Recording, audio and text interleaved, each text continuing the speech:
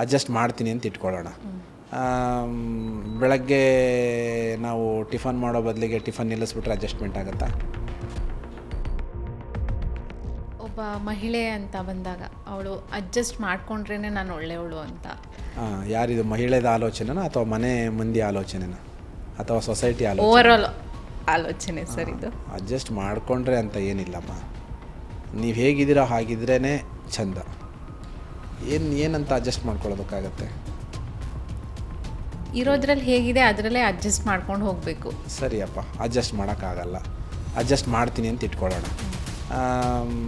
ಬೆಳಗ್ಗೆ ನಾವು ಟಿಫನ್ ಮಾಡೋ ಬದಲಿಗೆ ಟಿಫನ್ ನಿಲ್ಲಿಸ್ಬಿಟ್ರೆ ಅಡ್ಜಸ್ಟ್ಮೆಂಟ್ ಆಗುತ್ತಾ? ಹಾಗಂತಲ್ಲ, ಅಲ್ಲ, ಎಕ್ಸಾಂಪಲ್ ತಗೊಳ್ತಾರೆ. ಅದು ಹಾಗಲ್ಲ. ಅಡ್ಜಸ್ಟ್ ಮಾಡ್ಕೊಳ್ಳೋದು ಅವ್ರ ಮೈಂಡ್ ಸೆಟ್ಟಲ್ಲಿರೋದಾಗೆ, ಅದು ತಪ್ಪು ಸರಿ ಅವ್ರಿಗೆ ಬಿಟ್ಟಿದ್ದು. ಅಡ್ಜಸ್ಟ್ ಮಾಡ್ಕೊತಾ ಇದ್ದಾರೆ ಅಂತ ಹೇಳಿದ್ರೆ ಎದುರುಗಡೆ ಇರೋರಿಗೆ ಖುಷಿ ಆಗುತ್ತೆ. ಸಹನಾಭೂತಿ ಅಂದರೆ ಯಾರು? ಹೆಣ್ಣಲ್ವಾ? ಸೊ ಅತ್ತೆ ಇರಲಿ, ಮಾವ ಇರಲಿ, ಮಗಳಿರಲಿ, ಹೆಂಡತಿ ಇರಲಿ, ಸೊಸೆ ಇರಲಿ, ಇದೊಂದು ಪ್ಯಾಟ್ರನ್ ಇದು. Adjustment is a life. ಹುಡುಗನಲ್ಲೂ ಇದೆ ಅದು, ಹುಡುಗಿನಲ್ಲೂ ಇದೆ ಅದು. ಆ ಮೆನ್ ಆ್ಯಂಡ್ ವುಮೆನ್ ಇಬ್ಬರಲ್ಲೂ ಕೂಡ ಇದೆ. ಆದರೆ ಮೋಸ್ಟ್ ಆಫ್ ಆಲ್ ಇದು ಅಡ್ಜಸ್ಟ್ ಮಾಡ್ಕೊಂಡ್ರೇ ಸರಿ, ಅಡ್ಜಸ್ಟ್ ಮಾಡ್ಕೊಳ್ಳದೆ ಇಲ್ಲ ಅಂದರೆ ತಪ್ಪು ಅಂತ ಹೇಳೋದು. ಎಲ್ಲ ರೀತಿಯಲ್ಲೂ ಅಡ್ಜಸ್ಟ್ ಮಾಡ್ಕೊಳಕ್ಕಾಗತ್ತಾ?